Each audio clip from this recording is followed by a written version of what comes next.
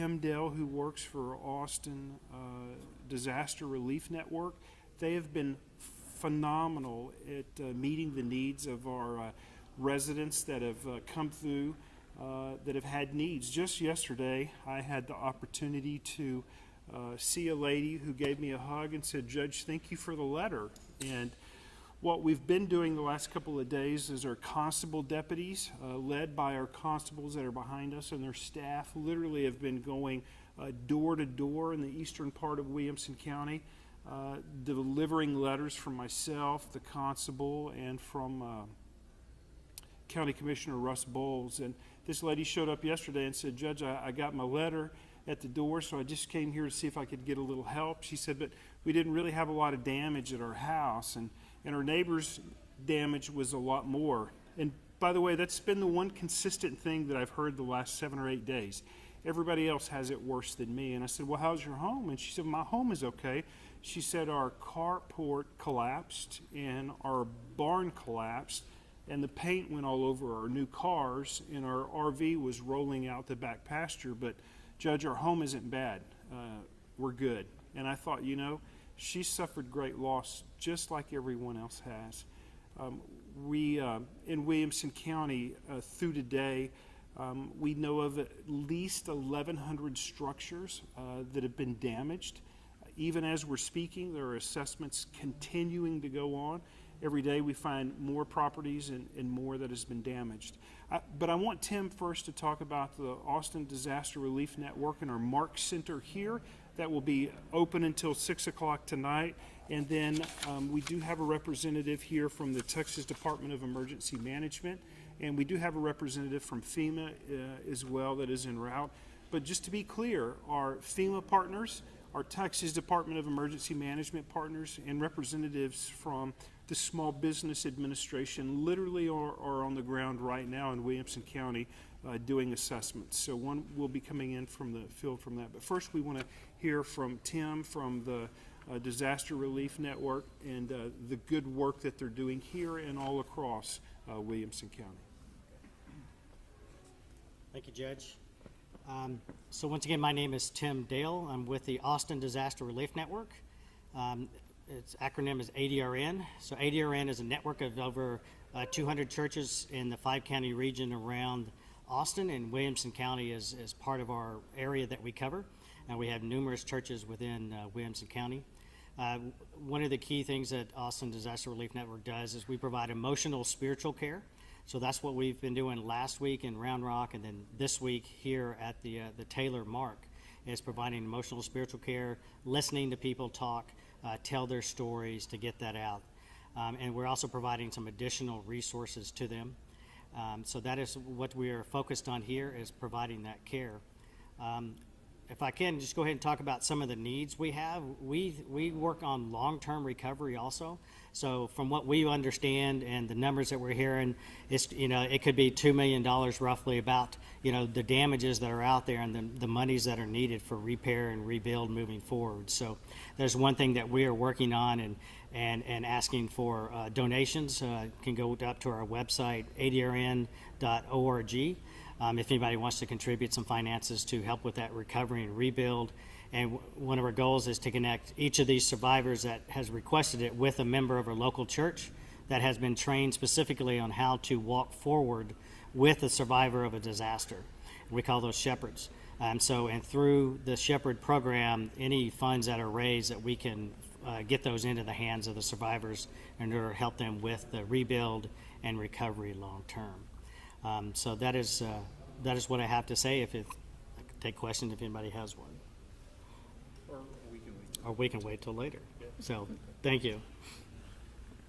Again, I want to say thank you to the Austin Disaster Relief Network. They've been phenomenal. Listen, I believe that if it would not have been for our faith community here in Williamson County and the hard work that they did Saturday in removing tons and tons of debris, our residents wouldn't be where they're at today. There are many groups that have participated and that have helped. In fact, the requests have been so many, it's hard to answer the phone and do the job because of the number of folks that are wanting to call and volunteer. I do have a request today. that was just handed to me by the American Red Cross, which is providing services here at the Mark in Taylor.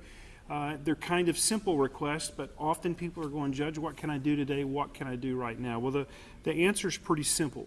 Here, for the Red Cross that is here, the current needs that they have is for paper products and toiletry products. Today, they're running low on those today, and simple things like Advil and Tylenol, they're running low on today. So if you're in the Taylor area and you would make a swing through one of the local stores and pick that up, you can come here to the Williamson County Expo Center and just drop those off out front. And that would be just an immediate need that we could meet today. So we're grateful not only for the ones that you've heard from today, but on the other side of this wall, there are folks that are meeting one-on-one with individuals that are just really struggling today. I want to introduce Bruce to you. Bruce is the regional director from the Texas Department of Emergency Management. But I again want to reiterate that the first phone call that I received the night of the tornado, or the night of the tornadoes, was from our governor, Greg Abbott. And not too long after that, Governor Abbott was here in Williamson County. And from the very first moment, even till now, the governor's been very forward-leaning in putting the team on the ground here in Williamson County to help us. Even as we're speaking, I left a team of 2 TDM personnel that were in Round Rock doing on-the-ground assessments. So we're really grateful to the Texas Department of Emergency Management, and I'm really grateful for Bruce being here today. He has a statement he can share with you and update you a little bit on their work here in Williamson County. Then following that, I would love to tell you the story about one of our residents who's 91 years of age who survived this tornado. It's an amazing story. Bruce? Thank you, Judge. Again, I'm Bruce Clements. I'm a section chief with the Texas Division of Emergency Management. I'd first like to start off by thanking our local partners for all the outstanding work that they've been doing, and now FEMA is joining that as well.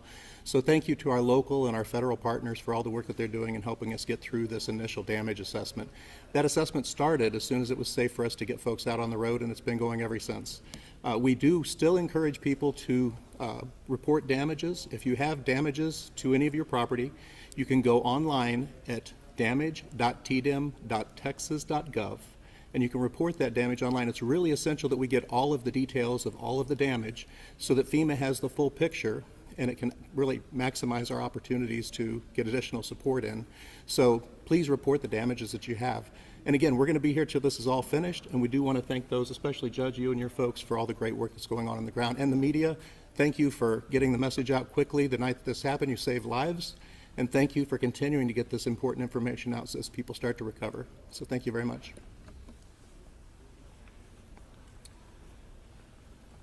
I also want to remind our residents that if you have a home or a property that has received damage and you're needing help in debris removal, one of the resources that Williamson County is able to help you with is getting you a voucher to the landfill, so at least when you go to the landfill, that cost would be covered for you, or possibly helping you with a roll-off dumpster in your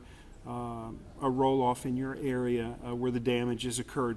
If you are a resident of Williamson County and you live in an affected area in the unincorporated part of Williamson County, I would encourage you to reach out to Constable Paul Liao in Williamson County Precinct 4.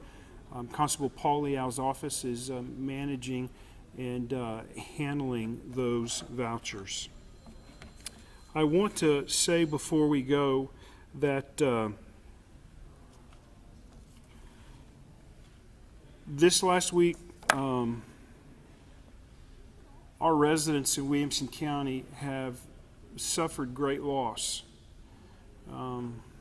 There are some family members that we have met that have lost everything, and that our heart and our thoughts and our prayers are with you. And we in county government, along with the city of Round Rock, the city of Hutto, the city of Taylor, the city of Georgetown, the city of Granger, and all of our cities where damage might have occurred, we're working as quickly as we can to bring the right resources to you. But I want to talk to you in closing about one guy that really stood out to me because it's just an amazing story. There's a gentleman by the name of Frank Zubak, and Frank is 91 years of age. He lived in the Granger area, and all he wanted was to be independent and take care of himself. Frank was living in an RV by some family members in close proximity for good reason. And during the tornado, that RV was picked up with Frank in it and was transported quite a ways. What's amazing, though, is that immediately the neighbors, once the storm had passed, they were there to render aid, and our Williamson County EMS has been there was there to transport him. And in fact, Frank was seriously injured in the storm and has had multiple surgeries and medical procedures. But today, at 91 years of age, he was released from the hospital. Now, Frank will be going to a rehab facility, to deal with the injuries that he suffered. But it's just a wonderful story about one of our Eastern Williamson County men with a lot of grit and neighbors with a lot of compassion, and constable and sheriff deputies that moved swiftly, and ambulances that moved aggressively, and hospitals that worked faithfully that saved the life of this one man. And we're grateful because in Williamson County we have over 609,000 residents. In the last 2 weeks we have kind of pulled up our bootstraps together to work together to protect and to save each other and to save our communities. And I want to say to the Austin area, thank you for your amazing response. The people of Central Texas have responded well, but I just want to remind you that there are at least 1,200 different structures that have suffered damage and families that are struggling on how to get up on their feet. The recovery as far as removing the debris was the easy part, but now the hard work and the heavy lifting begins as we help our residents who have lost everything find some dignity and find what little they have left and begin the process of rebuilding. I'm very grateful for TDEM, Texas Department of Emergency Management, for being here. I'm very grateful that we have our FEMA friends on the ground doing assessments as we speak. I think those assessments will take days to accomplish. So I'm really grateful that at the federal level they've sent down the Small Business Administration to begin doing the assessments as well. And so we're really thankful for that. And I think at this time, if you have one or two questions or three questions, we'll certainly be willing to answer those. So, I got a question. This may be for Bruce. Dealing with FEMA, do you know what exactly the threshold is for FEMA to give federal aid to the area?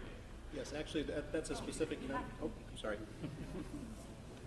And actually, there is a specific number for that. I don't have the. I want to make sure that I get it right. So I don't have that specific number off the top of my head, but I can get that number for you, and as soon as this is over, I can give it to you. What is it generally? I mean, is there a certain formula that you normally go by? Or? Yes, there's different thresholds. There's a local threshold, based on per capita in each county, and then there's also a state threshold. And the statewide threshold is in the tens of millions of dollars. And again, I'll get you the specific number after this is over. But that number is the number that we need to meet in terms of uninsured losses in order for FEMA to turn on additional aid. And when you say additional aid from FEMA, what is it that people could get if you meet that threshold? Tell us how it could change their lives. There are a couple of different programs, and I really need to leave that to FEMA to describe their programs and answer those questions and go into those details. But there's an individual assistance program which provides some aid to local residents. There's also a public assistance program which can be used for funding the rebuild of public facilities, libraries and schools and things like that. So, but I need to leave those details to FEMA to answer for you. Do you know if they will be here, just to kind of walk us through the process, because I think a lot of viewers. Yeah, he's in the room. Okay, Yeah. okay. Yeah, and could I just add one thing to what Bruce shared? I met for the first time with officials from the Small Business Administration, which is a completely separate federal organization that has a completely different criteria for damage assessment.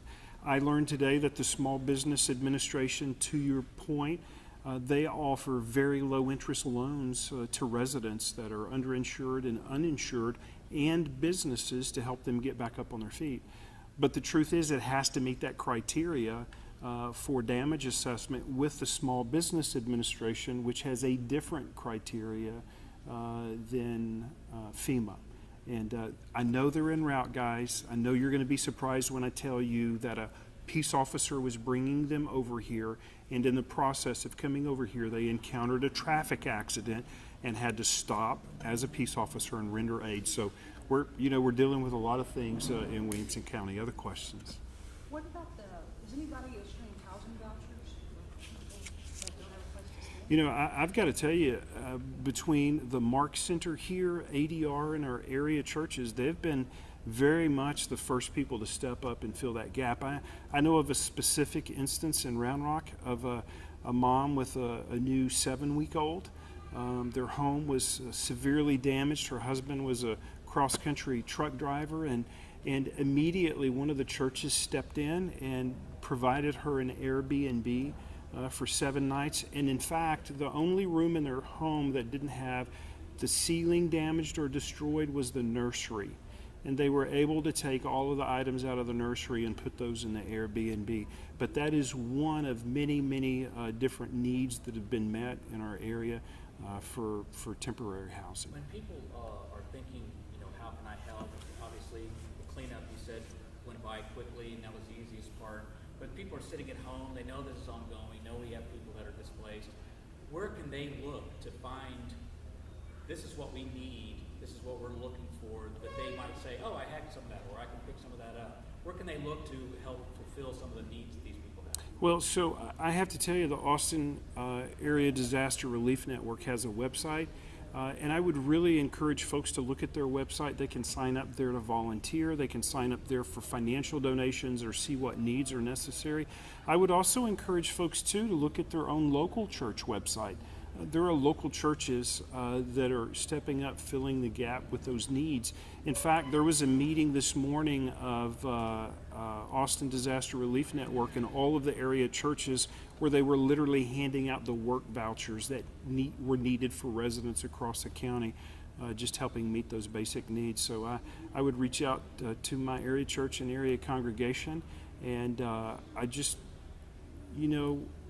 the greatest need that our residents have that are suffering is going to be financial assistance in the days ahead.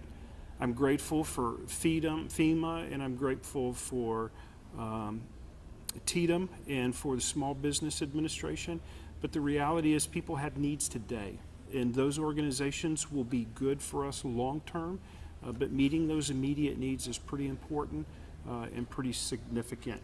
And so I know you have a couple FEMA questions, but just remember he just walked in the room, and you're going to be nice to him with those questions.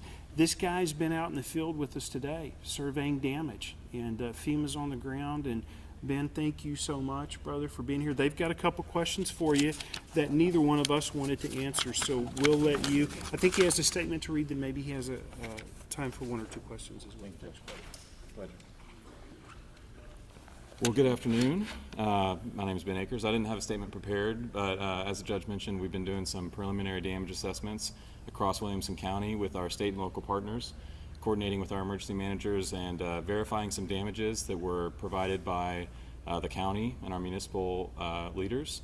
We're going door to door, speaking with some individuals about the extent of their damages, uploading that information into a statewide system, and then the governor of Texas will utilize that information to determine the need, potential need for federal resources to supplement state and local resources in our recovery from these tornadoes. Well, what is that threshold that the state will have to meet in order to get these resources for people? So there's no black and white answer to that question. We look at a variety of different factors. Obviously, the number of substantially damaged homes is a primary factor, but there's no one number because what we have to do is parcel that out into the uninsured and insured damages that are incurred. So it's very important to understand that FEMA cannot duplicate insurance benefits that are paid out on the private market. So we have to look and work with our Texas Department of Insurance and our state partners to determine how many of these substantially damaged or completely damaged homes are underinsured or uninsured. And how critical is it for people to get this aid, and how can it help them recover? Well, it can certainly help, and I want to preface this statement by saying that FEMA is only one piece of the recovery puzzle. I'm aware that the American Red Cross and our nonprofit organizations and voluntary agency liaisons are also out in the field helping put blue tarps on roofs, ensure that there's not additional damage incurred to these properties. But certainly FEMA is here to determine the need, and if there is a need for federal support, and that is validated by both the state of Texas and by the White House, then we will be here in the long run to support. But that is, we are too early in the too early days to tell whether or not that'll be the case. I guess we're trying to get like specifics, like you come in with low interest loans, or you come in with like grants, or what is it people would be getting? So I appreciate you asking that question. We also have the U.S. Small Business Administration here, which does provide low interest disaster loans to both businesses and to homeowners. And so the declaration process for the SBA is a little bit different from FEMA. They have lower thresholds for providing assistance. I would let one of my colleagues with the SBA answer those questions, and we can refer those questions to you after this event.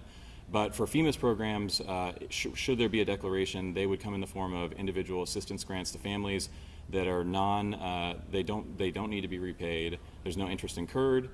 They are grants to survivors that meet certain eligibility thresholds. But just to be clear, the preliminary damage assessments that are being conducted today in Williamson County and in other counties across the state are the first step in declaring a disaster, the first step in dictating whether or not it's necessary that federal support be provided to the state of Texas. I know you can't give specifics, but what is the general timeline for people seeing this aid come, if it comes? Commonly, we see a declaration made within the first 30 to 60 days of a disaster. And there's some give or take on both sides of that. It can be sooner, it can be later. But we're working as quickly as possible and appreciate the public's patience in this process as we go door to door, as we take photographs of the damaged dwellings and upload them into our system statewide to look at a comprehensive picture.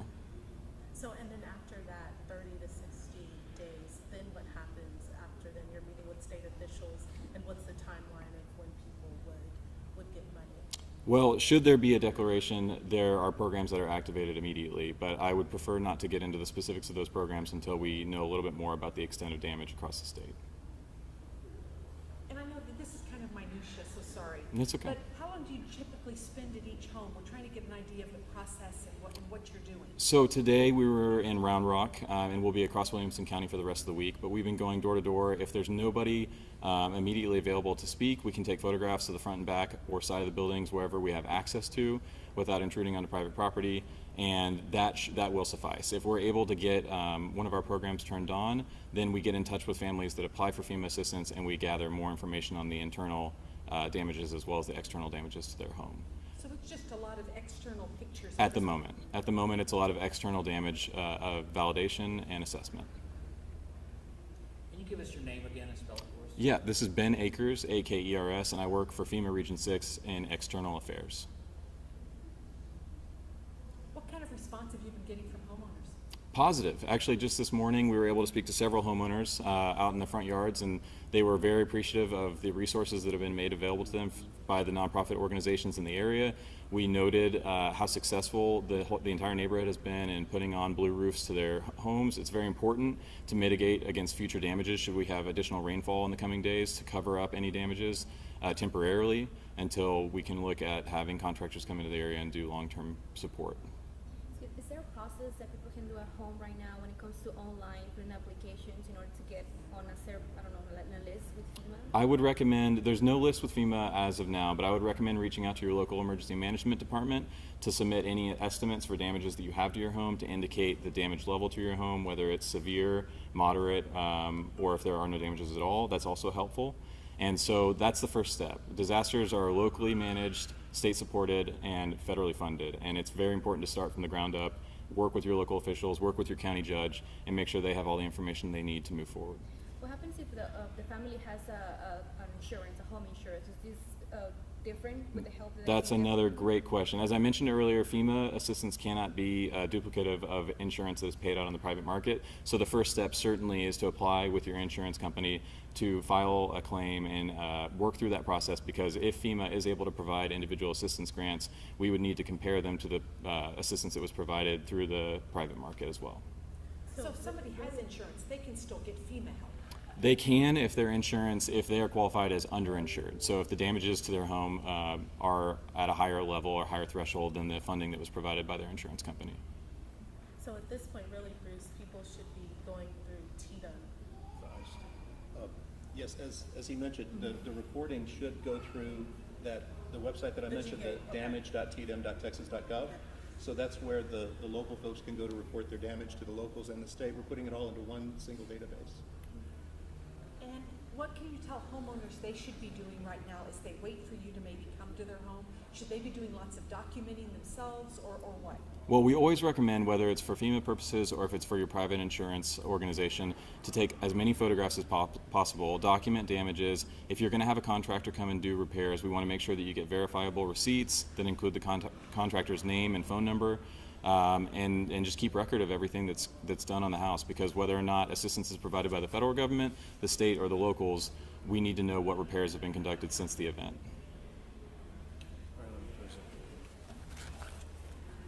I want to thank you for being here. We appreciate the media getting the information out. I want to say a special thank you. There are some men standing behind me that serve as Williamson County constables, and their deputies have literally been in the field for days, not only in the early hours of helping to rescue individuals, but our deputies literally are out right now doing some of those assessments and reporting those on the state site. Look, our first responders have worked tirelessly over the last many days, and so I'm thankful for our law enforcement in our city and out in our county government. I'm also thankful for our fire department, and we have work ahead of us, but it's easy to do the work when you have so many hands that are willing to lift their hands and arms together to solve the problem. We're grateful for the federal assistance here, but the truth is, long before FEMA arrived, we removed thousands upon thousands of tons of debris because the people of Central Texas showed up. We've cleaned off the streets, we've cleaned up the neighborhoods a little bit. Now it's time to help our residents get their feet back underneath them and to be able to go forward. Thank you, guys. How much power has been restored to some of these areas? Because I know when you're trying to work on a house that's damaged, don't want any power on it, across the street they have no damage. Yeah. So how much power has been able to be restored to some of those areas? So the answer, and we had this conversation at lunch today, to our knowledge, power has been fully restored in Williamson County. However, if there was moderate to severe damage or total destruction of facilities, there are no longer meters there, or meters have been pulled for safety and security reasons. I can't tell you the number of residents.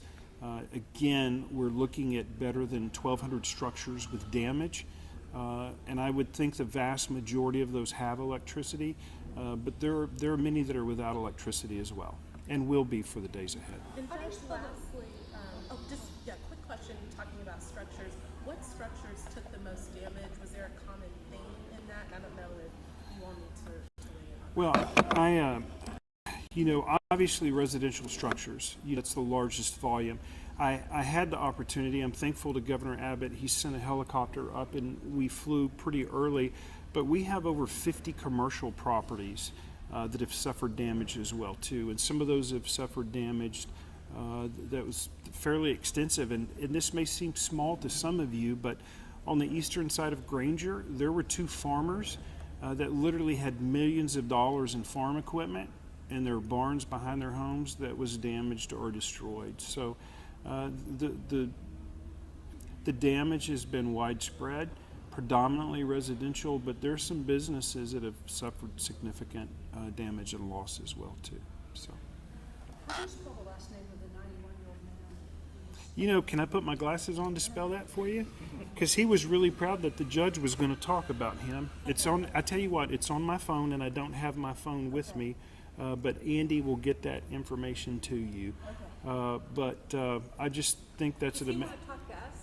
you know, he's currently in a rehab facility, and I think he's been moved up to the Temple area to be closer to family. But I will tell you this, the family just called a while ago and said, Judge, we came in from out of state and we need help cleaning up the property. And so I'm about to give the contact information, name and number, and I can assure you by the time the family from out of state gets there tomorrow, we're going to have resources on the ground to help them. And so that's just one example. Look, I know of another 2 ladies that have a family farm here locally, and they have over $50,000 worth of debris scattered all across their pastures and fields. So there's still a lot of work to be done. Thank you guys very much, and I'll get you that spelling. You guys have a great day.